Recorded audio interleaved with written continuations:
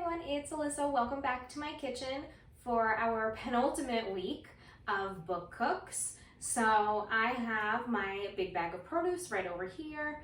I got lots of good stuff. I got extra carrots, so I got 2 things of carrots, I got some potatoes, I got a big head of cabbage, and those apples, I'm so excited for the apples. I have a big stack of cookbooks today. You'll see we're gonna do something a little different, maybe a little unexpected, but the apples inspired me. So the first cookbook though is called Food of the Italian South by Parla. And I found a unique recipe in here. Let me do that one first.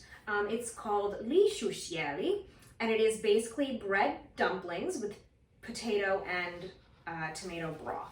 So you kind of use some breadcrumbs and eggs. You kind of make these little like bready dumplings here. And then they're just in this tomato soup base that also has potatoes in it, so it's got a little heartiness to it. There's also some sausage in there, vegetable broth, and of course some Parmigiano Reggiano.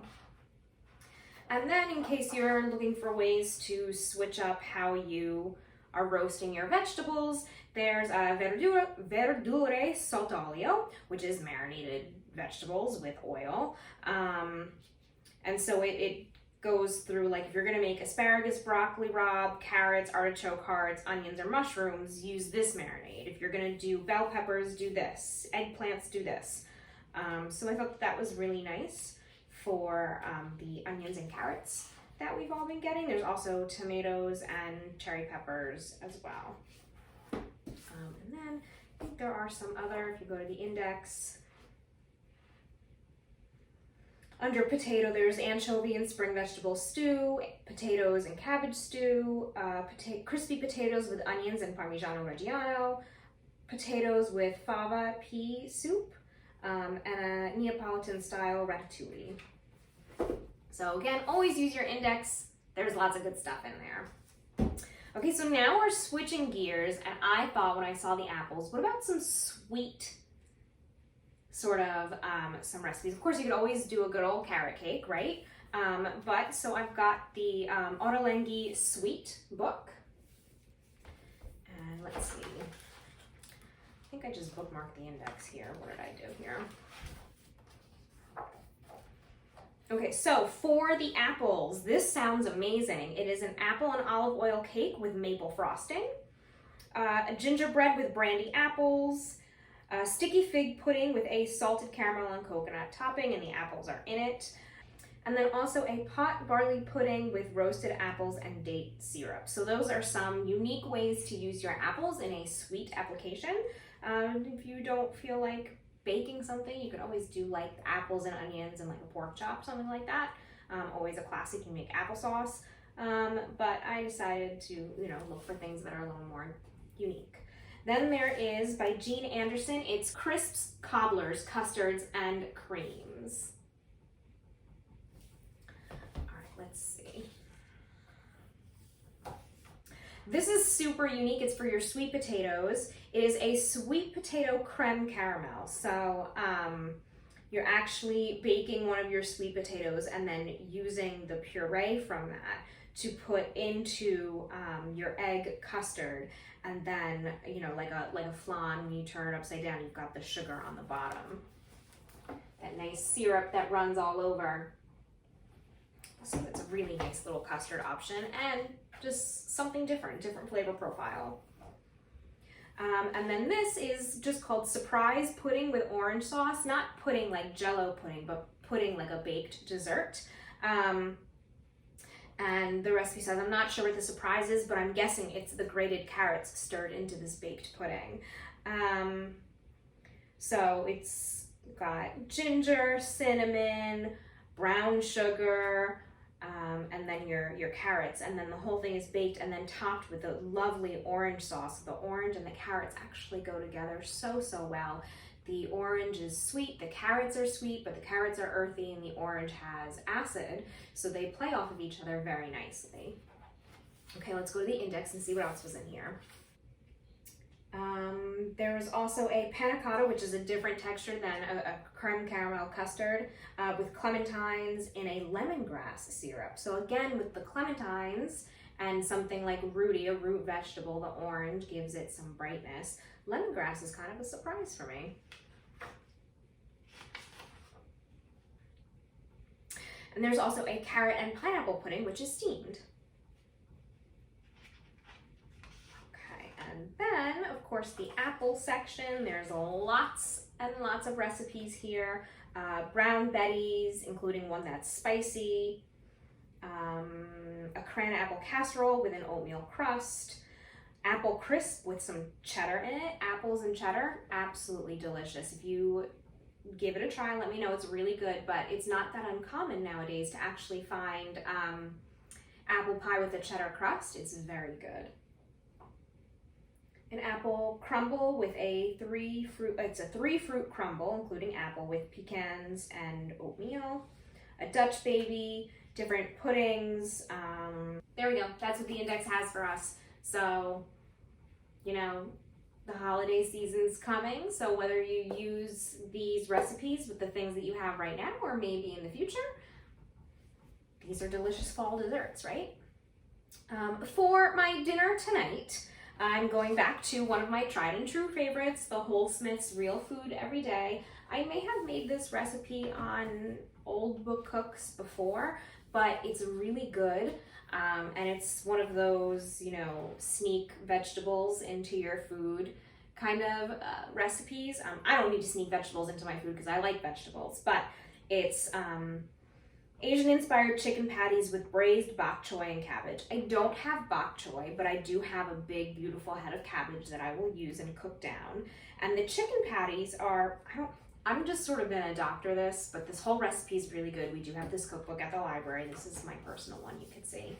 I don't have all of the ingredients for it, but the carrots add a little bit of sweetness to your chicken patties that you make. They're kind of like little chicken burgers. They have garlic, onions, green onions in them. And it also adds some moisture so that you don't, because the chicken, when you're using ground chicken, it can get a little dry. And so when you add in some of the onions and the herbs and the carrots, it helps to hold some moisture in there so it's not a dry hockey puck.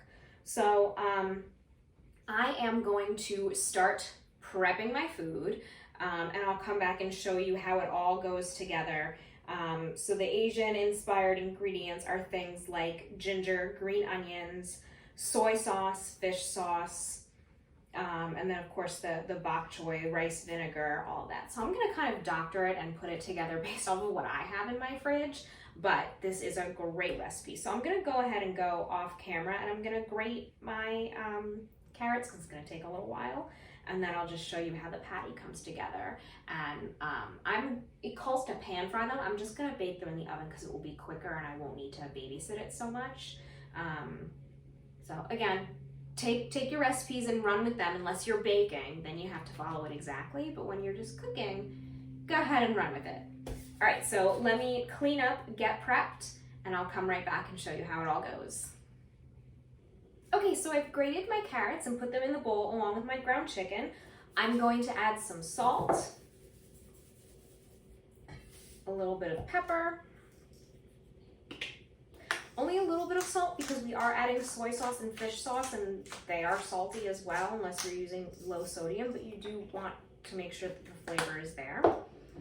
A little bit of fish sauce.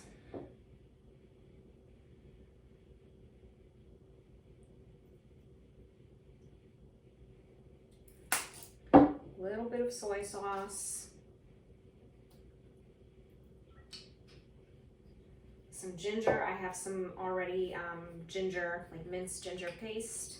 I do have my frozen ginger that I always keep in the freezer, but I had this, so I'm gonna use this up.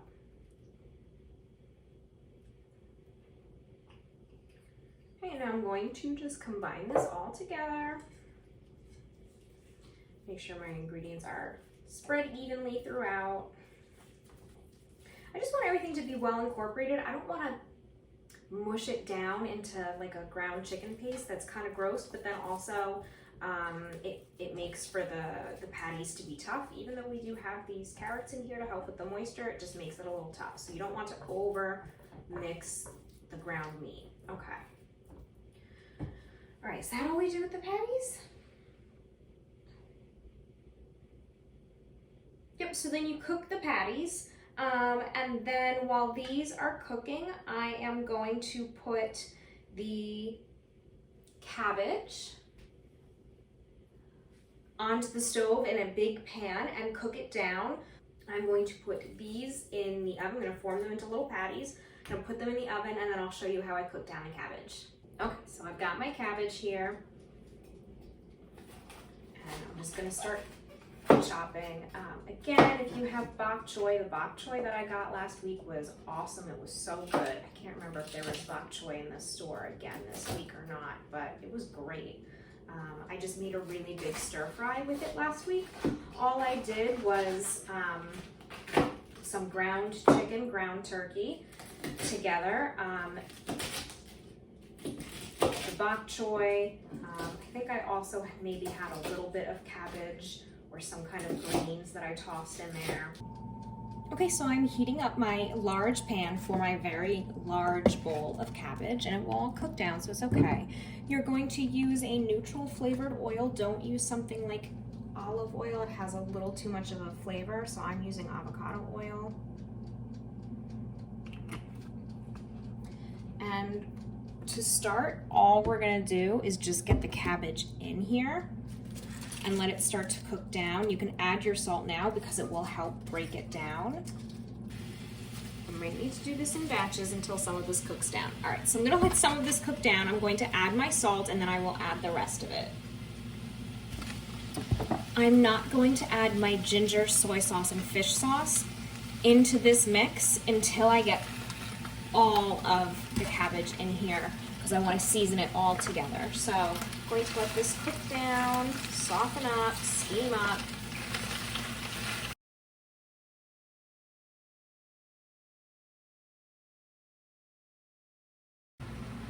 Okay, so you can see that I'm really getting in here with the tongs to make sure I'm turning this all over, and my cabbage is starting to cook down. I was able to fit everything in here.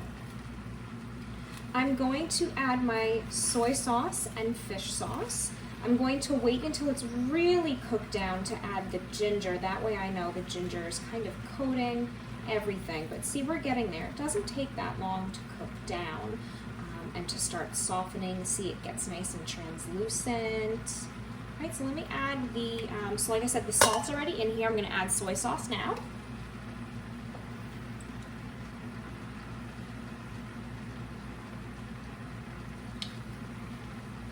And fish sauce.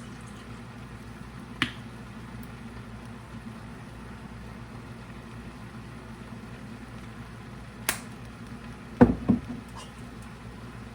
I'm going to give that another little toss. Make sure it's all coated everywhere.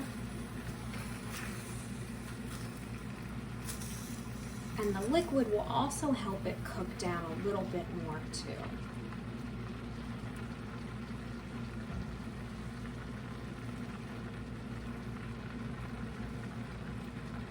So there's enough liquid in here, both from the cabbage itself and the soy sauce and the fish sauce. It's kind of like a nice little braise here. It's not, we're not frying it in a dry pan, and of course the oil as well.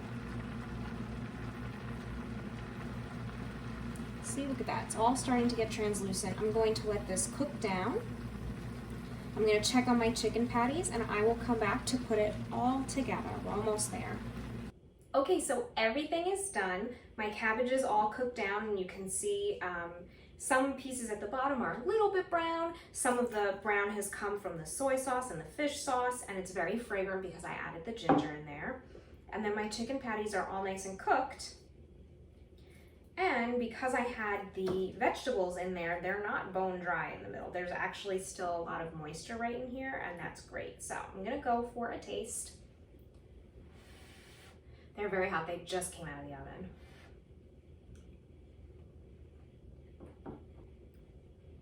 They're so good. Definitely the carrots add a little bit of sweetness, and it, like I said, keeps it from being dry. But there's also lots of hints of, you know, the ginger and the soy sauce in there. So it's actually really very good. And the cabbage, which I tried before when I was taking it off the stove, some of it, I ate some of it rather than putting it in the bowl, is also awesome.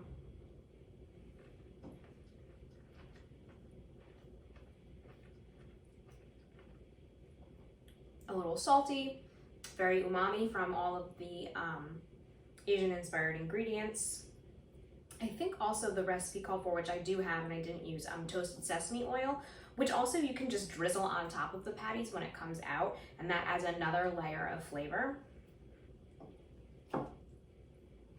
But this is really good, and it was really easy to do. It came together so quickly. I think I spent less than half an hour putting this all together. So it's a really, really quick dinner, and now I have dinner for the rest of the week, which is awesome. It's so good.